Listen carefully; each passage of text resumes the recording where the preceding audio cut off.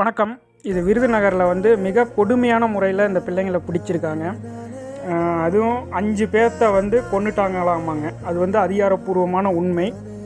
ஆனால் இன்ஃபார்மர் சொல்கிறது வந்து 100 பேர்த்த கொன்னுட்டாங்க அப்படின்னு, 50 பேர்த்தையோ 100 பேர்த்தையோ கொன்னுட்டாங்கன்னு இன்ஃபார்மர் சொல்கிறாங்க. கேட்டதுக்கு 50 பேர் 100 பேர் நான் கொல்லல, 5 பேர்த்த தான் கொன்னுட்டோம், அது ஏறுறதுக்கு மறுத்துச்சு அதனால் கொன்னுட்டோம் அப்படின்னு. விருதுநகருங்கிறது புண்ணியத்தலங்க. ஆனால் இந்த மாதிரி பாவப்பிறைகள் இருக்கனால அது புண்ணியத்தலங்கிற இதையே, அந்த புண்ணியத்தையே இழந்துட மாட்டேங்குது. இந்த மாதிரி மனிதன் வந்து இவ்வளோ கொடூரமாக ஏன் நாய் என்ன பண்ணிருச்சு எனக்கு தெரில. இது எமோஷ்னலாக நான் பேசலை, நீங்கள் யாரும் எமோஷ்னல் ஆகாதீங்க. முடிஞ்ச அளவுக்கு இதுங்களை வந்து என்னென்ன உங்களால் சாபம் விட முடியுமோ அதை விடுங்க. ஏன்னா இந்த மாதிரி நடக்கிற அநியாயத்துக்கெலாம் வந்து சட்டம் தண்டிக்கும் அப்படின்னு நம்ம பார்த்துக்கிட்டு இருந்தோம்னா சட்டம் தண்டிக்கிறதில்ல.